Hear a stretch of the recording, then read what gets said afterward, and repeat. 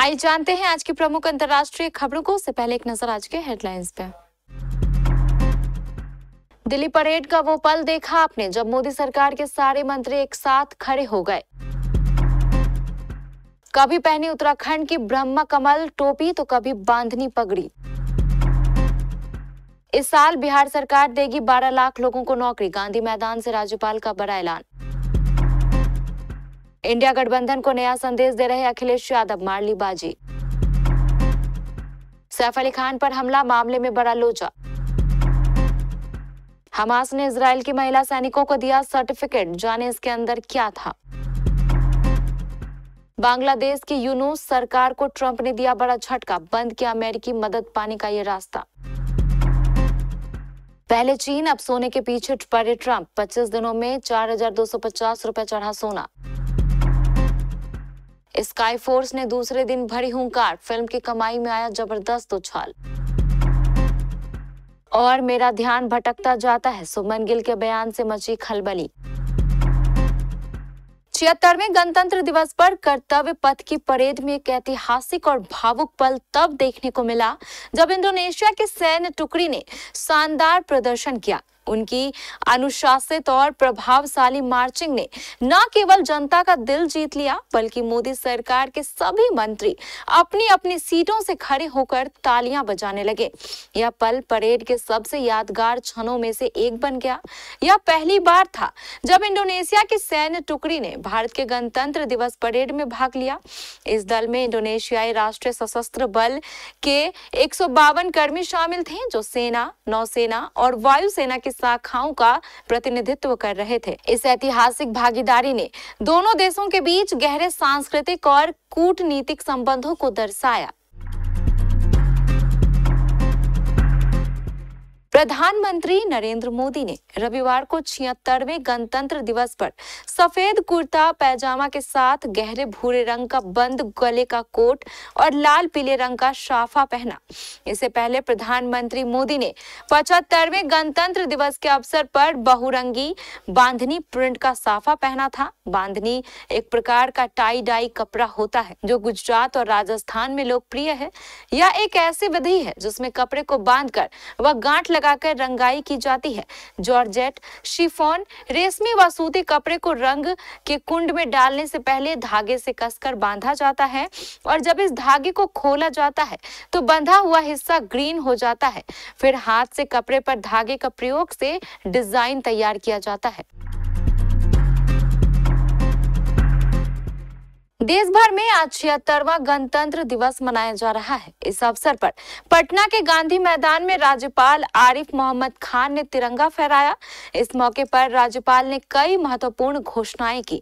उन्होंने कहा कि इस साल सरकार 12 लाख लोगों को सरकारी नौकरी देगी और 34 लाख लोगों को रोजगार के अवसर प्रदान करेंगी। राज्यपाल ने बिहार सरकार की उपलब्धियों को भी गिनाया, जिनमें बीते सालों में 9 लाख लोगों को नौकरियां देना और शिक्षा, महिला सशक्तिकरण के क्षेत्र में काम करना शामिल है। इस अवसर पर आईपीएस भानु प्रताप सिंह ने राज्यपाल को परेड की सलामी दी। इसके बाद 20 कंपनियों की परेड निकाली गई। उसके बाद 15 विभाग की झांकियां निकाली जाएंगी। समाजवादी पार्टी के अध्यक्ष अखिलेश यादव ने आज प्रयागराज महाकुंभ पहुंचे हैं, जहां वो संगम में आस्था की डुबकी लगाएंगे। अखिलेश यादव पहले ऐसे विपक्ष के नेता हैं जो महाकुंभ पहुंचे हैं। सपा अध्यक्ष ने संगम में स्नान करके न सिर्फ भारतीय जनता पार्टी के हमलों का जवाब देने की कोशिश की है बल्कि विपक्षी दलों के इंडिया गठबंधन को भी संदेश देने का प्रयास किया है। अखिलेश यादव इंडिया गठबंधन की ओर से पहले ऐसे बड़े नेता हैं जो आज महाकुंभ पहुंचे हैं। अभी तक उनके कद का कोई बड़ा विपक्ष का नेता महाकुंभ में नहीं आया है। ऐसे अखिलेश यादव का यहां आना बीजेपी के साथ साथ विपक्षी दलों को भी सॉफ्ट हिंदुत्व और बहुसंख्यक भावनाओं का ख्याल रखने का मैसेज देने की कोशिश की है।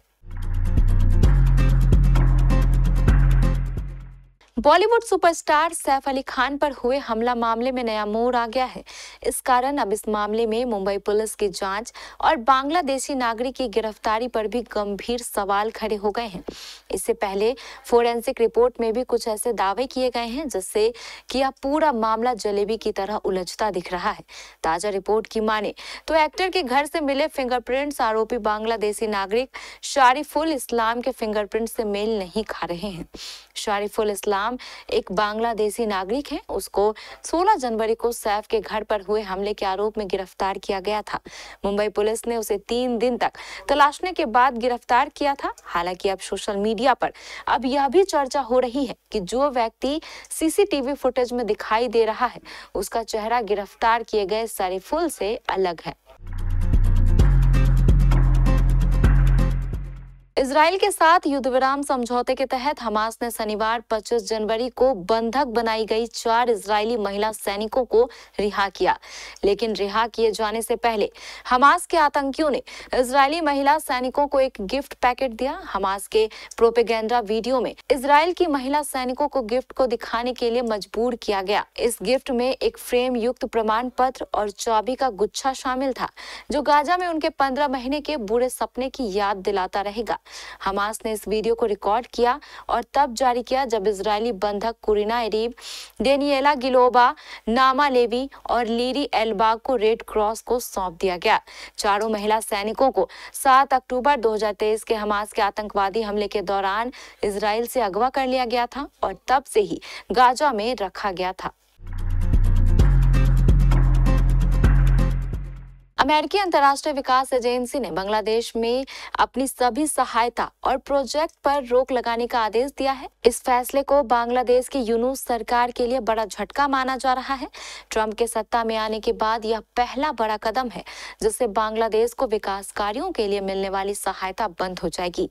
यूसैड ने अपने फैसले में सभी प्रकार के वर्क ऑर्डर, कॉन्ट्रैक्ट और खरीद प्रक्रिया पर रोक लगा दी है। यूसैड बांग्लादेश में स्वास्थ्य, शिक्षा, कृषि और आर्थिक सुधार जैसे क्षेत्रों में बड़े पैमाने पर मदद करता रहा है। यह फैसला वहां चल रहे कई अहम प्रोजेक्ट्स को बाधित कर सकता है। भारत में सोना सिर्फ स्टेट सिंबल नहीं बल्कि दिलों और पौराणिक मान्यताओं से जुड़ा है। भारत में सोने को एक पीढ़ी से दूसरी पीढ़ी ट्रांसफर किया जाता है। दादी नानी की तिजोरी से निकलकर सोना सालों साल एक पीढ़ी से दूसरी पीढ़ी तक पहुंचता है। केवल इतना ही नहीं, सोने चांदी की लगातार बढ़ती वैल्यू के कारण इसे निवेश के लिए भी सबसे बेहतरीन निवेश विकल्पों में से एक माना जाता है। जिस तरह से सोने की कीमत में लगातार तेजी आ रही है, ये धीरे धीरे लोगों की पहुंच से बाहर होता जा रहा है। सोने की कीमत में तेजी का दौर जारी है। India Boolean and jewellers association के अनुसार हफ्ते भर में सोने की कीमत 79,239 रुपए से बढ़कर 80,348 रुपए पर पहुंच गया है।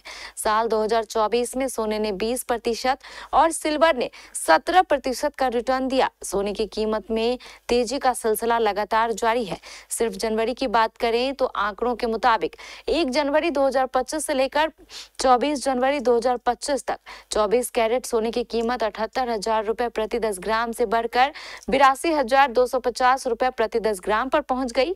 यानी 24 दिनों में सोना 4,250 रुपए प्रति 10 ग्राम तक महंगा हुआ।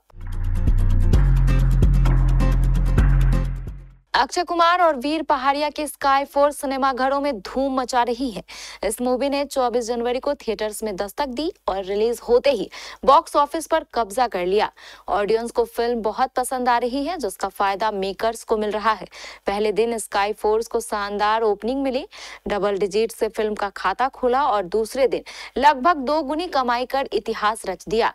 देशभक्ति से भरपूर फिल्म स्काई फोर्स ने बॉक्स ऑफिस रफ्तार पकड़ ली। ट्रेड वेबसाइट सेक्नेल की रिपोर्ट के मुताबिक अक्षय कुमार और वीर पहाड़िया के फिल्म को पहले दिन देश भर में 12.25 करोड़ रुपए की ओपनिंग मिली। दूसरे दिन फिल्म की कमाई में 75% का उछाल आया और फिल्म के 2 दिनों का कलेक्शन 30 करोड़ रुपए के पार चला गया। बेंगलोर में कर्नाटक के खिलाफ रणजी ट्रॉफी मुकाबले में पंजाब की टीम को पारी की शर्मनाक हार का सामना करना पड़ा। पहली पारी में फ्लॉप रहने के बाद दूसरी पारी में उन्होंने शतक जमाया, लेकिन टीम को हार से नहीं बचा पाए। शुभमन गिल ने कहा कि वह 25-30 रन की अच्छी शुरुआत के बाद खुद पर बहुत दबाव डालते हैं, इससे ध्यान और एकाग्रता खो देते हैं। हाल ही में ऑस्ट्रेलिया के खिलाफ 5 मैचों की सीरीज में गिल ने भारत के लिए 3 टेस्ट में सिर्फ 93 रन ही बना सके। उनके इस खराब प्रदर्शन के कारण उन्हें काफी आलोचना का सामना करना पड़ा। गिल ने यह भी कहा कि बल्लेबाजी एक चिंता का विषय है। कभी-कभी मुझे लगता है कि रेड बॉल के साथ जो मुकाबले में खेलता हूं, उसमें मुझे 25-30 रन बहुत अच्छे मिलते हैं। मुझे लगता है कि ऐसे वक्त में कभी-कभी मैं खुद पर बहुत अधिक दबाव डालता हूं कि मुझे बड़े रन बनाने होंगे। मुझे लगता है कि यह वह तरीका नहीं है जिससे मैंने अपना खेल खेलते हुए बड़ा हुआ हूं।